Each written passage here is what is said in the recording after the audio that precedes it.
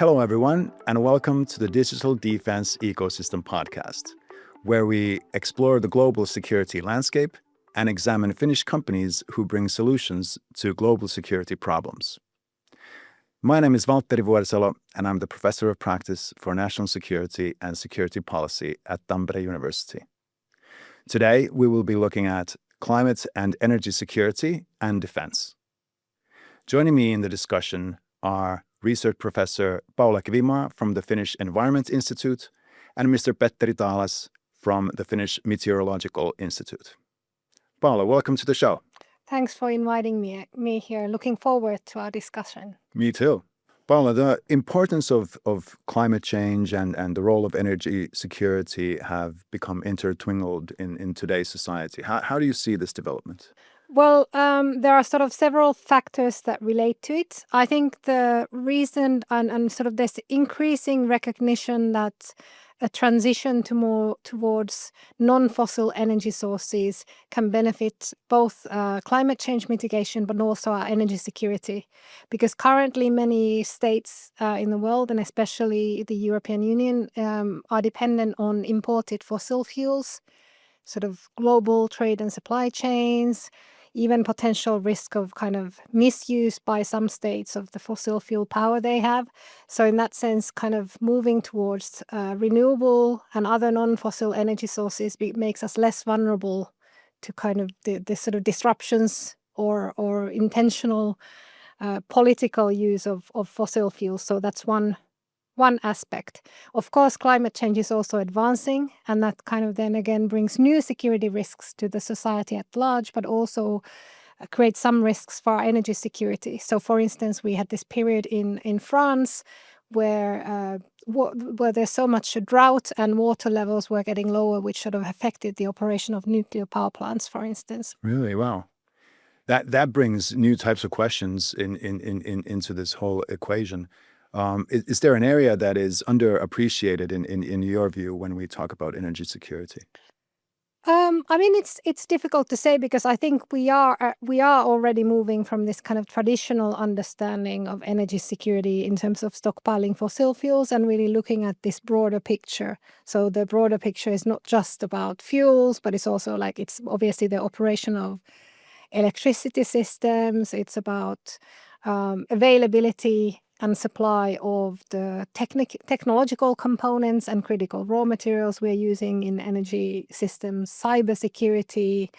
There's a lot of different aspects that now go under the term energy security.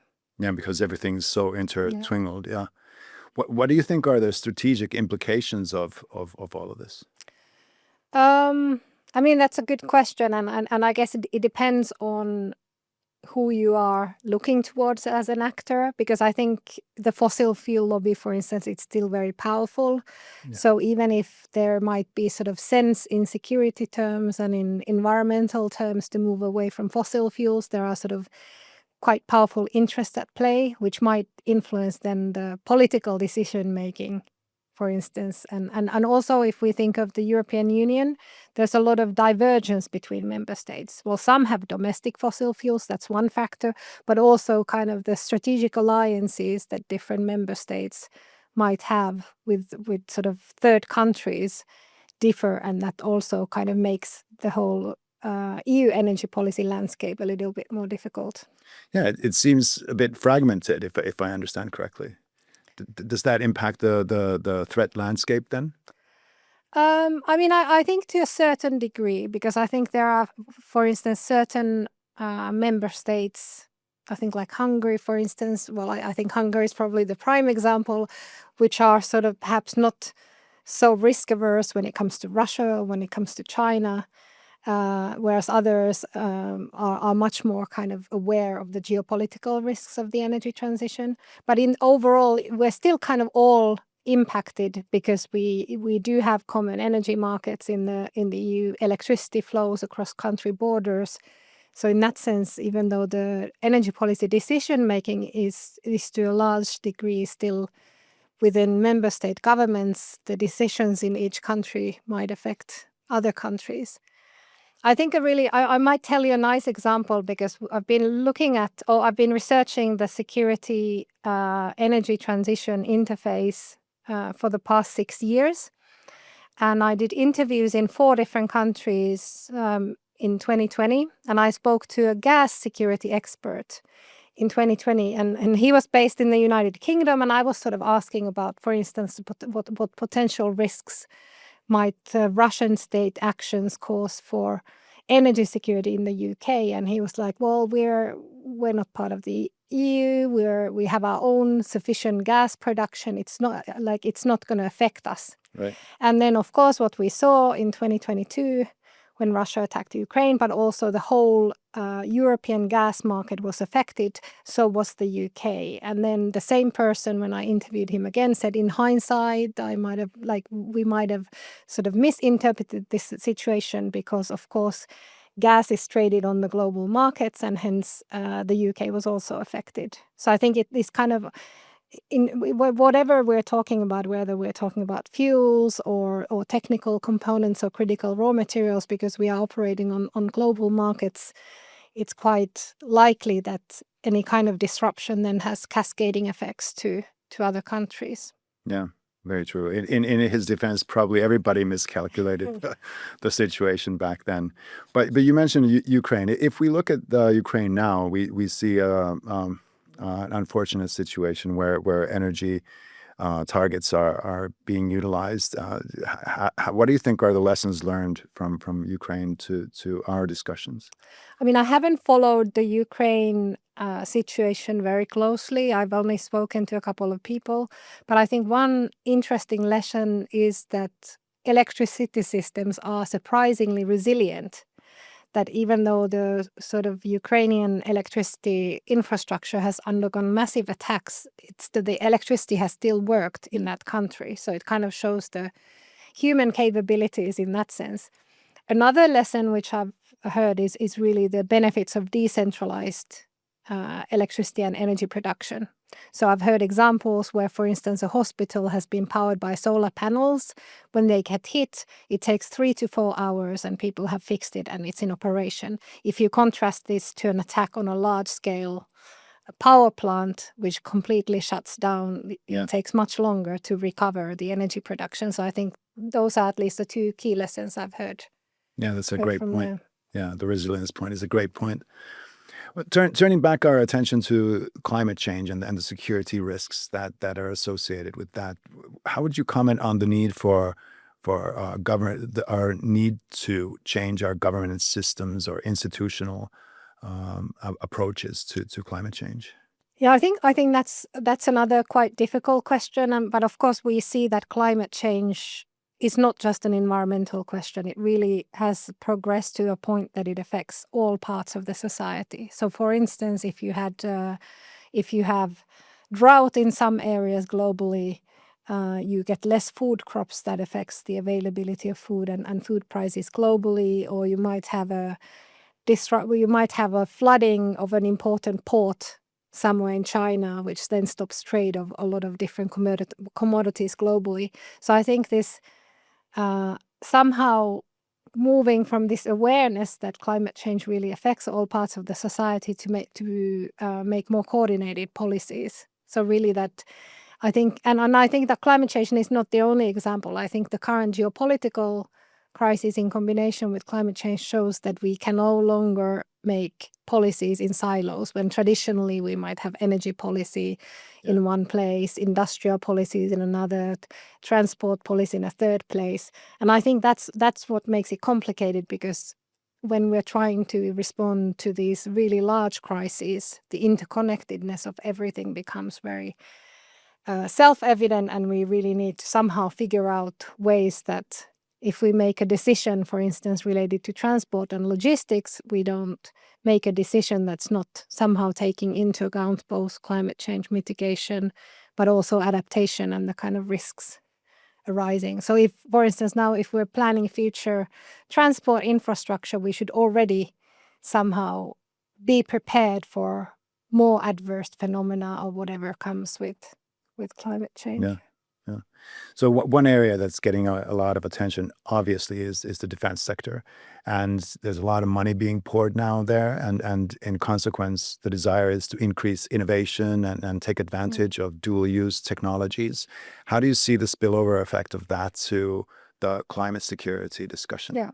I think that's a really interesting topic, and there are, of course, many implications.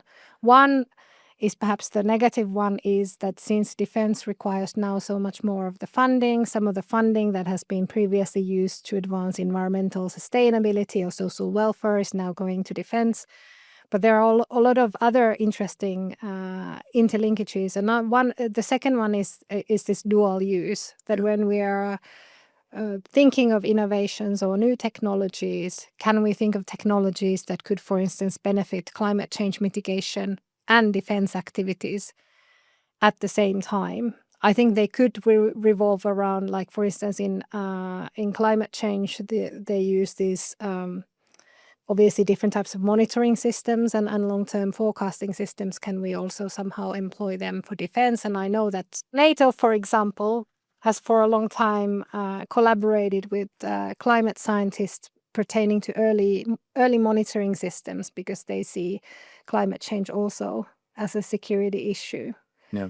And a third interesting aspect, I think, that's also connected to this dual use, that of course when the European Union was established, it was sort of established as a kind of a peace project after the Second World War. And in one of the major funding instruments of the European Union, Horizon funding, it has allowed certain dual-use funding, but in applications for non-defense purposes only. So in the EU, the defense side of research and innovation funding has been separated. But now, because of the changing geopolitical situation and also the EU responding to that, they're actually making now major changes in these EU funding systems, where I think in the future we can actually fund dual use in the context of defense and also in the context of the sort of funding instruments that are used also for civil society purposes. Yeah, that funding instrument discussion is applicable also in other investment tool or with other investment tools as well. So a lot of institutional funding is now going towards defense. So the dual use discussion is super relevant, but also the role of new technologies and disruptive technologies, for example, in forecasting, the use of AI and whatever the role of quantum will be, who can actually know. How is the energy sector prepared for these new technologies and their potential impacts? I have not heard too much discussion about that, so I hope the energy sector is also prepared, but it actually hasn't been that much discussed beyond the fact that we know that kind of digitalization and AI especially, it really massively increases the needs for energy and especially electricity. And we've obviously already had the discussion on data centers, but I think the sort of estimated increase in the use of AI and how much electricity it will use, it really also necessitates non-fossil sources. But I think what it might do at the same time, it actually slows down the phasing out of fossil fuels, because what if the case is such that the AI, for instance, uses so much more electricity that all of our new renewable electricity capacity goes to power AI, and we still need the all fossil fuels system. And then, of course, the other aspect is cybersecurity, which is already, of course, an issue, and it requires constantly developing new knowledge, because electricity infrastructure is so important for the society. It's increasingly digitalized, and we need more knowledge on cybersecurity. But it also seems that, to me, that the technological development in the digital side is also very quick. So how does the know-how and knowledge in the energy sector keep up with the potential risks that might be caused by intentional uses of AI, for instance, to disrupt different countries' electricity production? Yeah, that's a very interesting point on the need, the AI's need for energy. That is something to think about. Do you think there's a need to change public policy around these issues, or? I'm sure there will be a need, but at the same time, I don't know how much is yet kind of known Yeah. about the potential effects and how do we need to change things. And on the other hand, who knows, maybe it also enables better business models for energy services. So if we also think that for in terms of electricity use, how much we use at every given point in time is quite vital, and especially when we have a lot of solar power or a lot of wind power, which is intermittent electricity production, we also need to kind of adjust our consumption when it's not windy or when it's not sunny, especially if we are not using fossil fuels as much as a balancing power in the energy system. So who knows, maybe AI could help us create better, more sort of automatically responsive systems for energy use as well. That would be great. And I know that a lot of companies are already offering some kind of services for households, but maybe it also can become more automated. Yeah. The strategic autonomy discussion is very dominant in Europe currently, and a lot of the technologies that we just talked about are US or Chinese or originated. Do you see any issues arising from that dependency? Yeah, I think that's a big topic, or at least it will become a big topic, because especially if we think of the smart parts or the sort of intelligent, or where the decisions are made in different devices, whether you're thinking of solar panel systems or electric vehicles, the risk has been recognized that if a foreign state could somehow get hold of the sort of smart parts of the system, they could potentially try to influence our systems. I'm not an engineer. I don't exactly know how easy or difficult this would be, but I know that this is what the European Commission is very concerned about. And in particular, when they want to increase production of greener technologies in Europe, there's a specific focus on, for instance, microchips and all these kind of the parts that control different systems. But of course, this is not an easy endeavor because so much is already produced elsewhere. Yeah, the interdependency of geopolitics is it's a reality, and you cannot simply just turn it off, I guess. And so it's a huge preparation from a European perspective to ramp up the capabilities, I would imagine. So looking at then defense-related strategies, how do you think we should take climate and energy security into account when we're devising our defense strategies, which are now very capability-oriented? Yeah. Well, I think especially, I mean, if we talk about Finland, I think the fact that we already have the comprehensive security model, that's a very good start, because it kind of takes this perspective that different actors in society and different security questions are interrelated. And I know there are efforts to kind of expand this thinking to more countries. But of course, I think what has previously happened is that, for instance, concerns for climate change have been on a quite general level. And what we really need is more foresight on the kind of specific, well, we do have scientific information on the potential climate change impacts, but we need more specific foresight on these kind of cascading impacts. What other impacts do the climate change, for instance, weather phenomena lead to? And I was involved in an Horizon Cascades research project that really looked into these cascading impacts.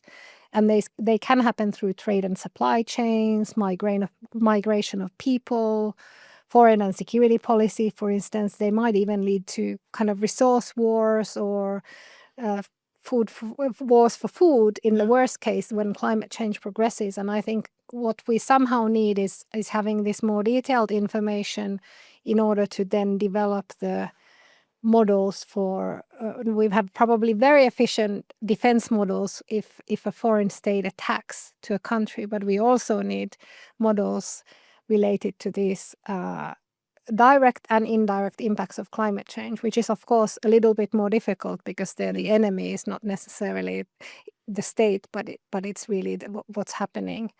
Absolutely.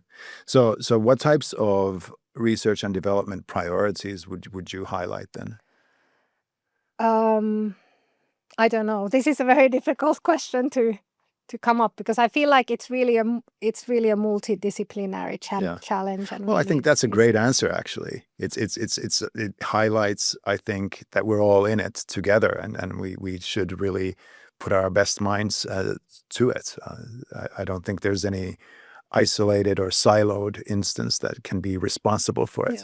I think it impacts all of us. And of course, we've talked quite a lot about technical systems, but I do think social sciences and humanities are also important when we think of how we respond to climate change, because still the problem is that there is still certainly lack of sufficient political will to address these issues, even when we have seen massive floods and forest fires on the European continent. And I heard from a colleague, and I think it's been written in the newspapers now as well, that there is 3 separate lines of research evidence that the ocean current system, how it operates today, it will start collapsing within a decade, or there will be changes to the system, that this process of collapse starts within a decade. And I think this should be a major warning sign to decision makers, but I still feel like their spending on climate change mitigation and adaptation is not seen by many as a priority. Yeah. The private sector, due to technology often, is gaining importance in international relations and many public discussions. How would you see the private sector's role in facilitating solutions to these urgencies? I see that as very important. I mean, of course, the private sector in general, it's a very heterogeneous entity. But if we think of energy transition, a lot of advances have already come from the private sector, often, of course, led initially by startups, but also the detailed knowledge required. I think the public sector, even though we do have clever people working there as well, I think how fast the technology develops and the potential solutions that exist, we really rely on the private sector companies to come up with the innovations that we need. Yeah. So I guess that also answers my next question, which is the interplay between innovation and climate and energy security and societal resilience. How do you see that dynamic of these 3 aspects? Well, first of all, if I think I'm an innovation scholar, and if you think how innovations are developed, it's normally there's a lot of evidence that it evolves in innovation systems or innovation ecosystems, which actually brings multiple different actors together. Often you have universities, you have companies, you have the public sector, but what often is probably missing is the civil society or individual citizens, and then that's perhaps something that we're actually also calling for or investigating in one of our research projects, that if you want to make transformative innovation more inclusive, you would include atypical innovation actors, which might also result in new ideas. So if you'd actually invite users of innovation and not just the developers, you might create something that you haven't thought about before. I think that's at least one way to bring kind of broader society. The second way is, if not necessarily involving, is thinking what do we innovate for, and who do we innovate to? Yeah. And I often think that we are, of course, for certain important reasons for the economy and for employment, we are focusing on competitiveness, but I often think that actually it's societal well-being. Why do we exist? This is going this broader philosophical question, why do we exist in the world? But I personally believe that innovation should also improve well-being of the society. And I think if you think of the sort of broader target of the innovation, maybe you can find better synergies, for instance, between defense and sustainability. Yeah, and through that also resilience then. Yeah, as an outcome. Absolutely. So looking at the next decade, let's project the future a little bit.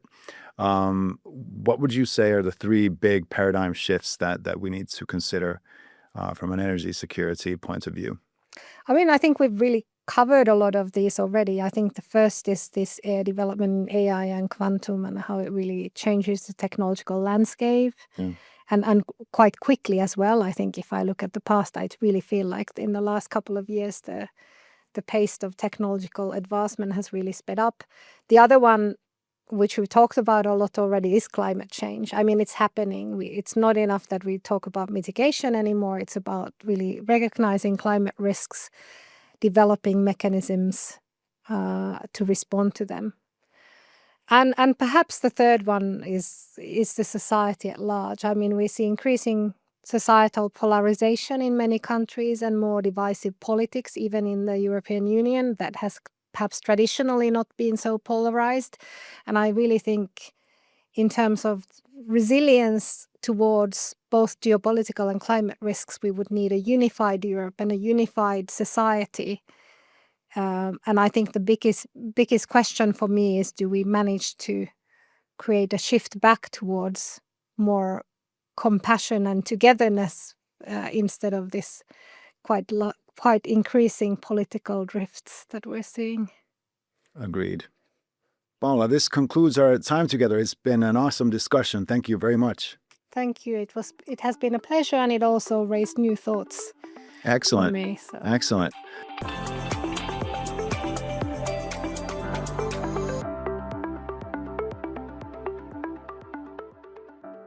Petteri, welcome to the show. Thank you. Petteri, from your perspective, the evolution between climate change and security has been the topic of conversation recently. How do you see that? So climate change is for sure affecting security, and we have seen already growing impacts of climate change. We have started seeing more tropical storms at the moment. For example, Jamaica is exposed to record-breaking hurricane, and we have started seeing heat waves. We have started seeing flooding events and drought events, and also the glaciers worldwide, they are melting. Most of the mountain glaciers will disappear by the end of this century.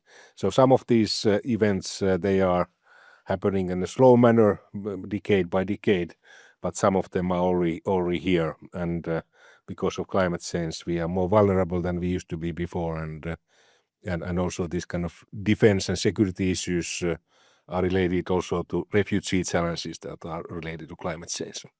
Absolutely. Well, let's talk about renewables in the first instance, and often we talk about renewables from the perspective of reducing emissions. But is there a security aspect that we should be thinking about when we discuss renewables as well? For sure, and I think that because of this war in Ukraine and its consequences to Western Europe energy security, we have learned new things. And for example, Germany was highly relying on gas export from Russia to their industries and various customers in the country, and we have learned that this kind of dependence on fossil energy is a risk.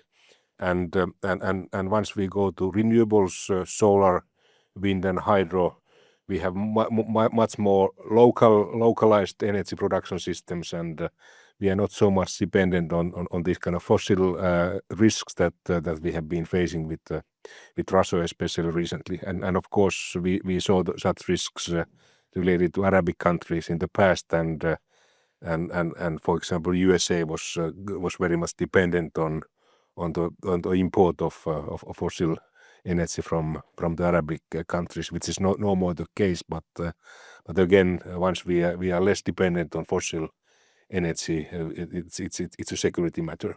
Yeah. Do you think states are up to par in these strategies, or is there still room for improvement? These kind of changes don't happen overnight. It takes time before we build, for example, more this kind of renewable-based energy systems. That's very much happening in European countries at the moment. It's also happening in USA, despite of these political challenges that exist there. It's happening in Japan, in many developed part of the world. Besides, also in countries like India and several African countries where there's lack of energy. So this shortages of energy is also an issue, and in many cases we are comforting those with solar, wind, and hydro energy, which is of course a matter of security as well. Absolutely. You mentioned the impacts of climate change, which are very dramatic. The role of data and forecasting of these events is obviously super important. Are we up to par on our forecasting capabilities, and are we certain that we can secure our critical systems if and when something happens? We have a program called Early Warnings for All, which actually I was designing when I was Secretary General of World Meteorological Organization.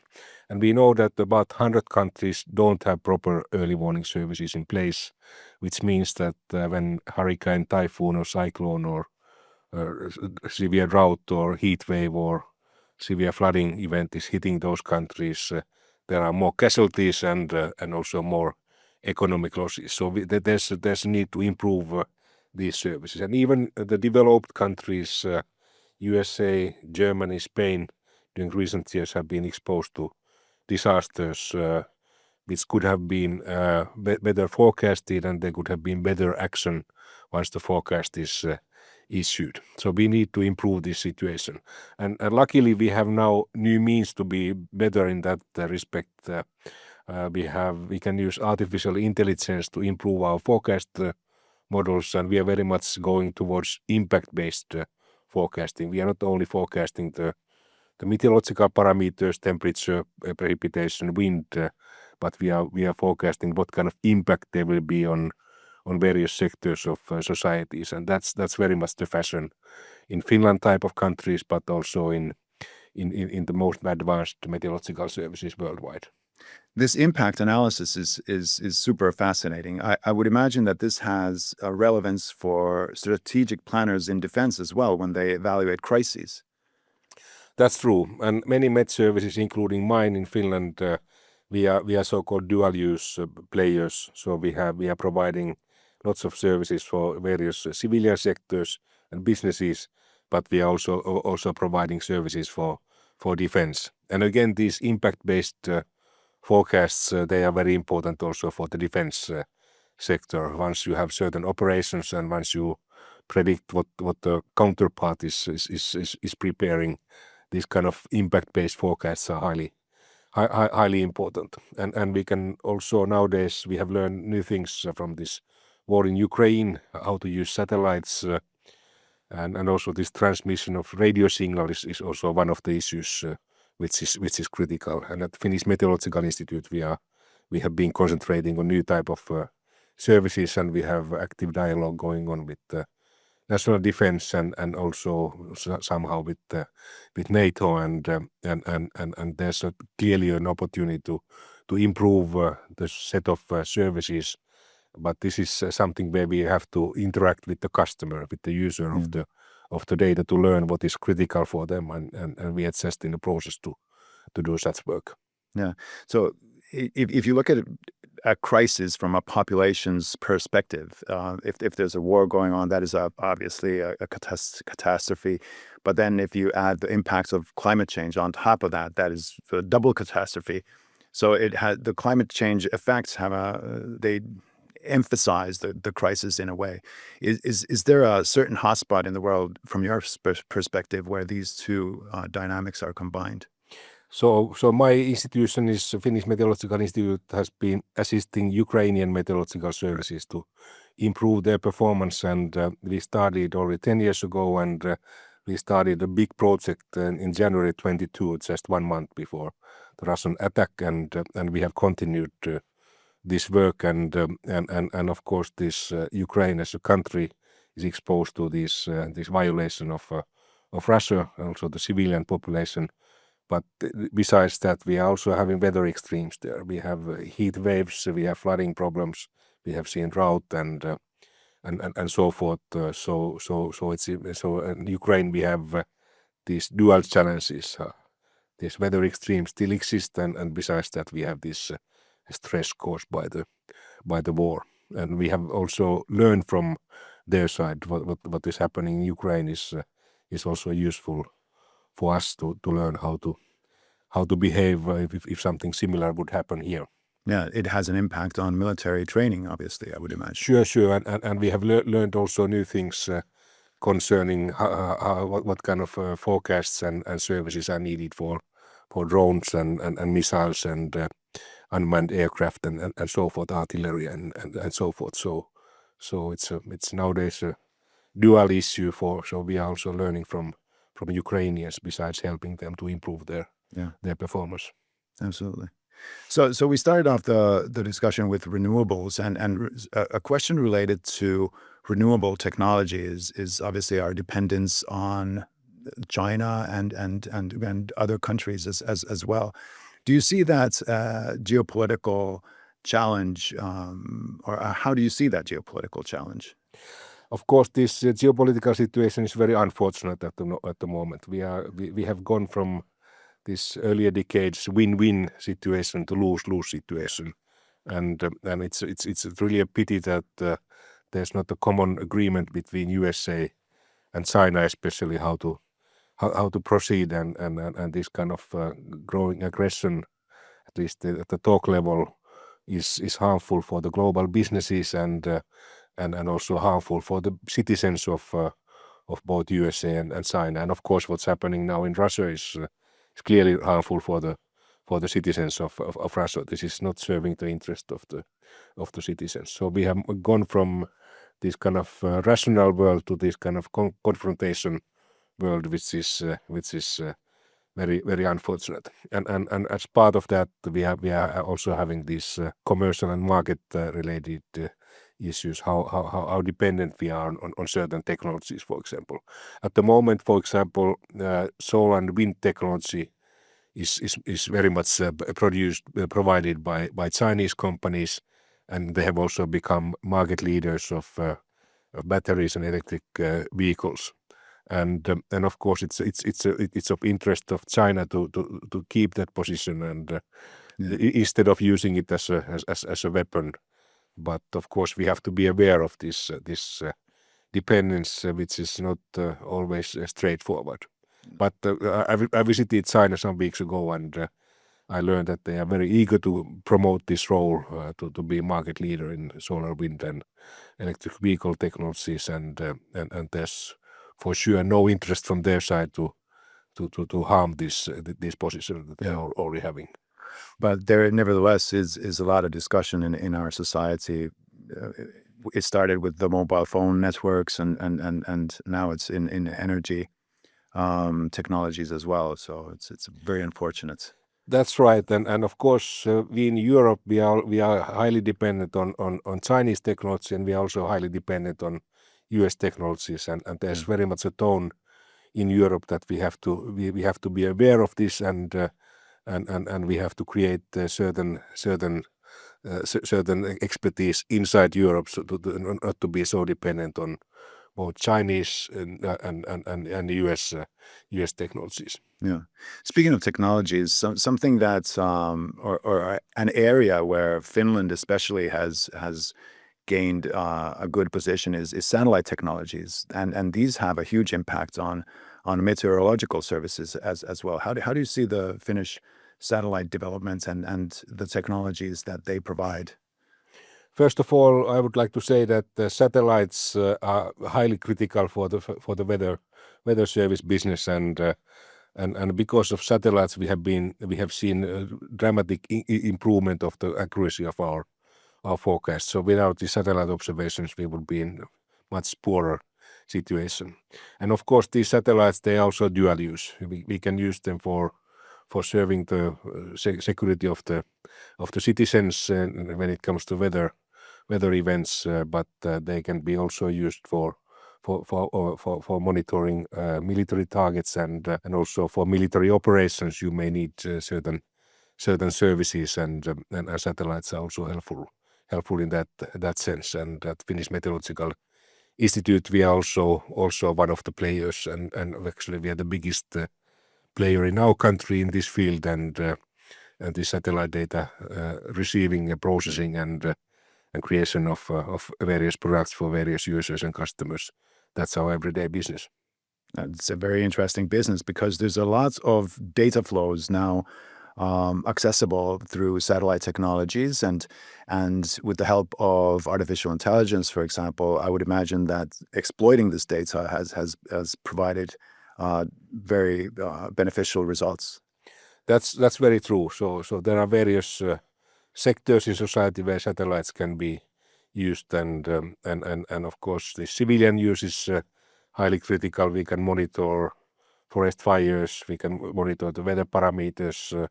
In our case, we can monitor the ice conditions, which are critical for ice breaking services, and of course we can monitor greenhouse gases, carbon dioxide, methane with satellites, and we can also monitor objects which are of interest of defense sector. Yeah. So how do you see the evolution of the hydrogen and synthetic fuel discussions and their impact to security capabilities? Of course, we have learned that these fossil fuels can be used even as a weapon to manipulate the other side of defense, and therefore it's important that we have also alternatives in that sense. Yeah. So far, these alternatives have been more expensive than the classical fossil fuels, but there's also a chance to create cheaper solutions, and I'm sure that they are important also from defense perspective. Yeah. Do you see any challenge in providing the logistics of these, let's say, hydrogen or synthetic fuels? Because we have the logistics flows for fossil fuels, but perhaps not so much for hydrogen capabilities. We have just started exploring those new fuels, and we could, for example, use we could use the exhaust gases from industries to capture carbon dioxide. With the renewable energy, we could create synthetic fuels for various users and customers, and of course we can use this excess renewable energy. For example, when there are days with lots of wind energy production, we could use this excess energy to produce hydrogen, and then we could use hydrogen as a fuel for various purposes. Of course, we are losing a fraction of the energy at each step. If we use renewable energy for creation of hydrogen, we are losing a fraction of the energy content, and again, once we burn hydrogen, it's the same is happening. So this is not straightforward, and of course the critical thing is how economical viable these are, and we're a little bit having this kind of chicken and egg problem. Who wants to invest in very cheap energy, and once we have this cheap energy, who wants to use this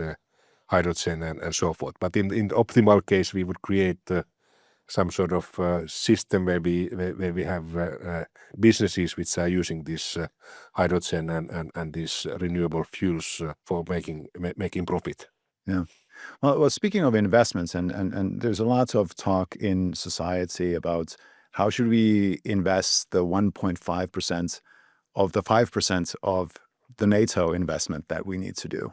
Could some of the energy investments that are required be categorized into that 1.5%? That's very much true, and I was visiting Brussels a few weeks ago, and there's very much a thinking in also at the European Commission level how to comfort this 1.5% additional investment in defense, and the sector that you just mentioned is one of those. So I would guess that there will be new investments in that sector, and supported by European taxpayers' money through European Commission. Yeah, so we're all involved. So that's right. Excellent. Common challenge. Yeah. Speaking of a challenge that impacts us, especially in the north, is the growing melting of the Arctic, and the let's call it the securitization of the Arctic area. How do you see that development from your perspective? So of course we know that in the Arctic we have seen double the global warming. On average, we have also seen more than 3 degrees warming in Finland, whereas we just broke this 1.5 globally, and in some parts of Arctic we have seen even 4 times the global average warming in like in Spitsbergen area, and we have already melted something like 75% of the Arctic sea ice mass, and we expect that in 2040s at latest Arctic would be ice-free during summer part of the year and early autumn part of the year, and in such conditions it would be all this sea transportation would be easy from Europe to west coast of United States and from Europe to Asia, and also exploration of the natural resources there would be much easier. But there's clearly also growing military tensions towards Arctic, and we have seen China becoming more active there. Russia is investing in the Arctic defense or military systems, not always defense, and also we have seen the interest of Trump towards Greenland, and also interest towards icebreakers that we are building here in Finland. So there are indications that also this military interest is growing, and we have new players in Arctic. China has been already there, active for a couple of decades.